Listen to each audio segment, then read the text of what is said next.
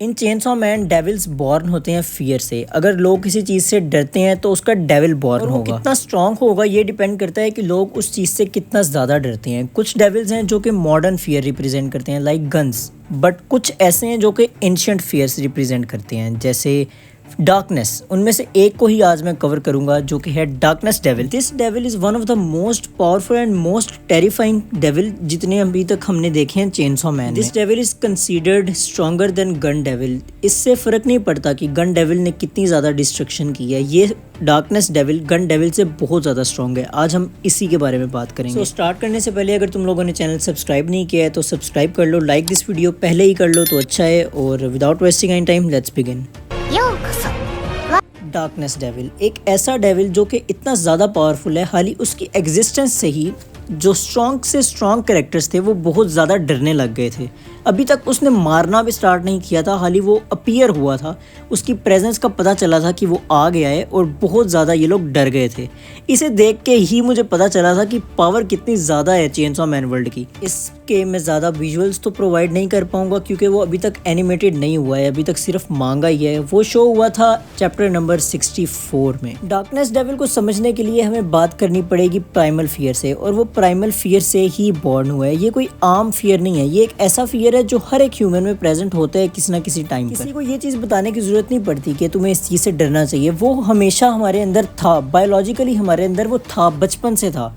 जैसे डार्कनेस है, डार्कनेस का फियर हर एक में किसी ना किसी टाइम पर प्रेजेंट होता है, चाहे तुम बच्चे हो या बड़े हो, हर किसी को डार्कनेस से किसी ना किसी टाइम पर डर लगता होता है। अब बेशक तुम्हें नहीं लगता है पर किसी टाइम पर तुम्हें डार्कनेस से डर लगता था। यही चीज़ है प्राइमल फियर, और ये हमेशा से हमारे अंदर प्रेजेंट होती है। प्राइमल फियर को जो चीज़ डिफरेंट बनाती है नॉर्मल डेविल से वो है कि वो हेल के अंदर बॉर्न होते हैं। दूसरे डेविल्स की तरह वो कभी मरे भी नहीं होते, इसी तरह वो कभी रीइंकारनेट भी नहीं हुए। जैसे अगर एक डेविल मरता है अर्थ के ऊपर, वो मरा है तो दोबारा वो रीइंकारनेट होगा हेल के अंदर, और अगर वो हेल के अंदर मरा है तो दोबारा वो अर्थ के ऊपर आएगा।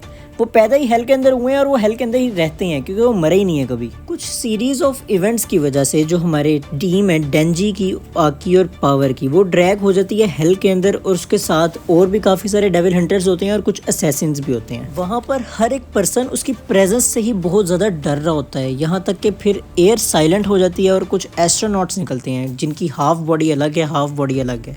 फिर एकदम से पूरा स्काई ब्लैक हो जाता है और अपीयर होता है हमारे सामने डार्कनेस डेविल। वो लगता बहुत काम पर्सनैलिटी के कि बिल्कुल आहिस्ता आहिस्ता चल कर आ रहा है, वो किसी को हार्म नहीं पहुंचाता वहाँ पर, ना किसी पर अटैक करता है, पर जैसे ही वो उनके करीब आता है सबके जितने वहाँ पर खड़े होते हैं सबके आर्म्स कट जाते हैं। सब उसकी पावर को देख के बहुत ज़्यादा टेरिफाइड हो जाते हैं। फिएंड्स और डेविल्स हिल भी नहीं रहे, यहाँ तक कि डेंजी से भी हिला ही नहीं जा रहा होता उस वक्त। उसकी पावर्स एक आम डेविल से बहुत ज़्यादा डिफरेंट थी। वो ऐसी ऐसी चीज़ें कर रहा था जो आम डेविल कर ही नहीं सकता है। पहले तो वो टेलीकिनेसिस कर रहा है, जैसे वो एक डिस्टेंस से ही लोगों के हाथ काट रहा है। वो कैसे कर रहा है वी डोंट नो। वो टाइम कंट्रोल कर रहा है। टाइम कंट्रोल ऐसे वो कर रहा है कि जैसे पहले वो बहुत दूर दिखाया गया है, बिल्कुल एक इंस्टेंट में वो उनके करीब आ जाता है, उनकी सारी बाजू वगैरह काट देता है। पता नहीं कहाँ से कोई ब्लैक शॉट्स तक समन कर रहा है और वो खुद ही मार रही हैं। उसकी हाली एग्जिस्टेंस से ही लोग मर रहे हैं। यार ये कैसा डेविल है, इतना ज़्यादा स्ट्रॉन्ग डेविल वो है क्या? वो अटैक कैसे कर रहा है, वो ये सब कैसे कर रहा है, टाइम कंट्रोल कर रहा है, शॉट्स समन कर रहा है, क्या कर रहा है वो, ये हमें नहीं पता है। वो एक कम्प्लीटली मिस्ट्री है, द अननोन। यही सेम फीलिंग हमें होती है जब लाइट चली जाती है, मींस डार्कनेस हो जाती है, और हमारा दिमाग हमेशा बुरा ही सोचता है। फिर उस टाइम तुम लोग पार्टी कर रहे हो या कोई भी काम कर रहे हो, तुम लोग वो काम करना बंद कर दोगे अगर डार्कनेस हो जाएगी, because you are afraid of that thing. तुम लोग साइकिलिंग कर रहे हो या जो भी तुम लोग कर रहे हो और एकदम से कम्प्लीटली डार्कनेस हो गई है, तुम लोग फिर वो काम नहीं करोगे because you fear darkness. It doesn't matter तुम लोगों को अब डर लगता है कि नहीं लगता है, पर तुम लोग अपना काम नहीं करोगे। यही प्राइमल फियर है और इसी से तो वो बॉर्न हुआ है। पूरी की पूरी मांगा की वाइब चेंज हो जाती है। अगर तुम लोग एनिमे देख रहे हो तो एनिमे का तो मैं कुछ नहीं कह सकता क्योंकि एनिमेटेड हुआ नहीं है अभी तक।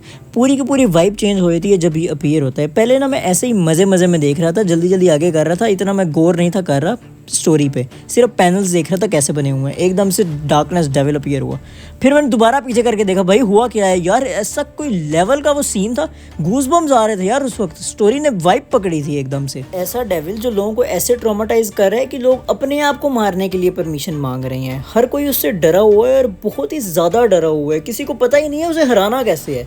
यहाँ तक कि माकिमा जब अपीयर होती है वो भी उसके ऊपर पूरा कंट्रोल नहीं कर पाती। सबको वापस नॉर्मल वर्ल्ड में लेके जाने के लिए माकिमा को उस पर्सन को कंट्रोल करना पड़ता है जिसने हेल डेविल को ये ऑर्डर दिया था कि इन सबको हेल में लेकर आओ। वो उसे दोबारा ऑर्डर देती है कि हेल डेविल को कहो कि हमें वापस भेजे नॉर्मल वर्ल्ड में। बट इन सब के होते हुए भी माकिमा की वहाँ पर एक और डेथ रिकॉर्ड हो जाती है। डार्कनेस डेविल जाते जाते भी एक बार माकिमा को मार ही देता है। So that's it for today's video. यहाँ से ही इस चेनसॉ मैन की मांगा की मजा आना शुरू होता है यार। सेकंड आर्क जो अभी एनिमेटेड होने वाला है उसमें इतना मजा नहीं है जितना थर्ड में है। ये थर्ड आर्क है इसकी। तुम लोगों को अगर देखनी है तो तुम लोग मांगा पढ़ सकते हो। बहुत अच्छी आर्क है यार, ये बहुत ज़्यादा अच्छी आर्क। सो वीडियो एंड करने से पहले तुम लोगों ने चैनल सब्सक्राइब नहीं किया है तो सब्सक्राइब कर लो। वीडियो अच्छी लगी है तो लाइक करो and share this video with your friends. So मिलते हैं नेक्स्ट वीडियो में, तब तक के लिए बाय बाय। Bye bye.